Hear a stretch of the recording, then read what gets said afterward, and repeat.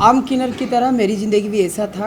माँ बाप ने चाह रहे थे कि 40 साल के पहले जो हमारी सोसाइटी का जो कंसेप्ट जेंडर इनइक्वालिटी को लेके एग्जैक्टली मेरे साथ भी ऐसा हुआ था।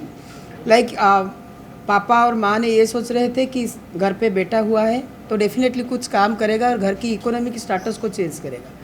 लेकिन भगवान की शायद सृष्टि अलग था।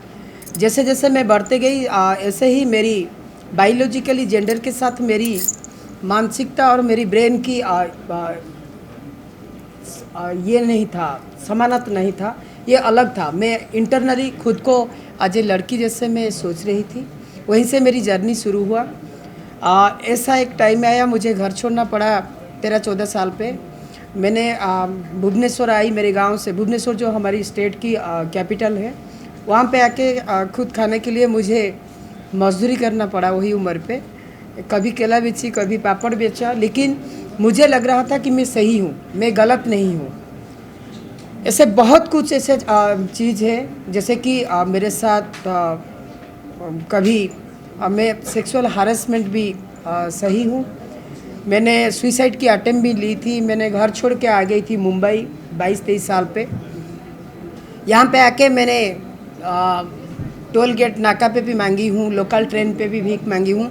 लेकिन मुझे लगा कि ये ज़िंदगी मेरा एक अलग ज़िंदगी है, मुझे कुछ करना है। वही किन्नर कम्युनिटी का ऐसा एक इंसान जो सारे दुनिया में बहुत सारे किन्नर कम्युनिटी के लिए काम किए हैं। एक टाइम पे उनके साथ में मिली, वो मुझे बताए कि ज़िंदगी क्या है। फिर मैं जाके एक ऑर्गेनाइजेशन शुरू किया, जो ऑर्गेनाइजेशन की मेन मिशन था कि स्टेट में जितने सारे ट्रांसजेंडर और किन्नर कम्युनिटी, उनको एक साथ पे लाके उनको समाज की मुख्य धारा पे शामिल करना है।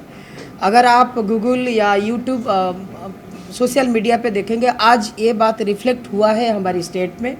बहुत सारे ट्रांसजेंडर किन्नर कम्युनिटी आज मुख्य धारा पे शामिल है। और ये खुद का ज़िंदगी का लड़ाई, डिग्निफाई लाइफ लीड करने के लिए जो जिद्दी था मेरा, वो कब एक युद्ध हो गया है और कब से एक बेगर, एक पॉलिटिकल लीडर भी हो गई। मैं तो धन्यवाद देना चाहूँगी मेरी चीफ मिनिस्टर जी को, जो जेंडर इक्वालिटी किए हैं।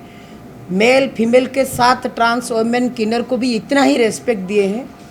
आज नॉट ओनली ट्रांस कम्युनिटी और किन्नर कम्युनिटी, स्टेट में बहुत सारे लोग, कब मेरी सरनेम चेंज करके परिडा से माँ रख दिया, ये आज मुझे मालूम पड़ रहा है। मैंने बहुत धन्यवाद देना चाहूँगी राजेश सर, स्वप्ना और गौरव को। लेकिन उससे पहले मैं हर कोई महाराष्ट्र के इंसान को नमन करूँगी और ये मुंबई माटी को नमन करूँगी। अगर मुंबई नहीं होता दैट टाइम, शायद मेरा माँ आज ना होता। मैं जब ये प्रोजेक्ट आया, मैं सोच रहा हूँ कि मैं SR इंटरप्राइजर या JK एंटरटेनमेंट जो मिलके कर रहे हैं, हम लोग बहुत ब्लेस्ड हैं क्योंकि ये इस टाइप के स्टोरी हमारे पास आया, उनका सहमत आया। और मैं जब उनसे मिला, मैं उन्हीं का स्टेट से हूँ, मैं जानता था, मुझे सौभाग्य मिला कि उनके साथ बात करूँ। ये तो अब हम सोच रहे हैं कि एक फ़िल्म में कैसे दिखाएं, जो स्वप्ना जी का साथ भी बात हो रहा था अभी, कि एक फ़िल्म में दिखा सकते इतने बड़े स्टोरी। और ये स्टोरी ख़त्म भी नहीं हुआ, ये जर्नी ख़त्म भी नहीं हुआ, ये जर्नी आगे भी है। तो ये हमारे लिए बहुत बड़ा चीज़ है और शायद ये फिल्म इंडस्ट्री के लिए बहुत बड़ी चीज़ें हैं जो आज तक नहीं आया। उसको हम उस अच्छे ढंग से अच्छे ये से लाना चाहते हैं और दुनिया को दिखाना चाहते हैं कि एक बेगर से एक पॉलिटिकल लीडर और माँ की जर्नी क्या होता है। कितने घंटे की ये फिल्म होगी, क्या ड्यूरेशन होगा, किस तरह से लगेगा? अभी ये बहुत स्टोरी के स्टेजेस पे है, जब स्टोरी हो जाएगा तब हम डिसाइड करेंगे कि कितना ये होगा, मगर हम सोच रहे हैं कि ये तो 2 घंटा में कभी नहीं हो सकता, उसको सिक्वल करें या करें वो बाद में आपके साथ आएंगे with star cast and all.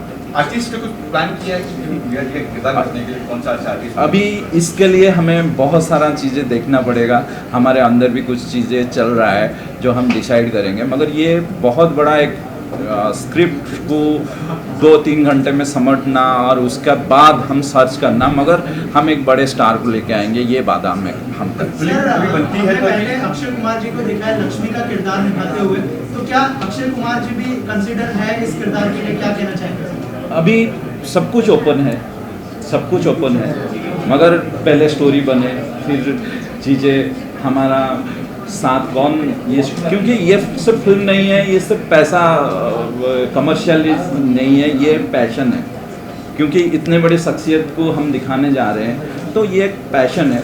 तो हमारे लिए सब स्टार ओपन है, सब चीज़ें ओपन है, वो हम बहुत जल्द आएंगे विद कौन सा प्लेटफॉर्म से हम कर रहे हैं, किसके साथ कर रहे हैं, वो सब कमर्शियल लेके हम अभी मैम ने बताया 2 बार मौत को छू के वापस आना, ये 2 ही लोगों के लिए पॉसिबल है, या तो जो अमर है या जिनकी ज़िंदगी में भी बहुत कुछ करना बाकी है। तो इंस्पिरेशन मिली बहुत ज़्यादा, और बस वही इंस्पिरेशन के साथ में इनके साथ जुड़े कि कुछ लोगों को इनकी जर्नी दिखाएं, जो नहीं देखी है वो फील कराएं लोग कि क्या अनदेखा रहा है। तो बस वही एक मोटिवेशन मिला और हम साथ में जुड़े।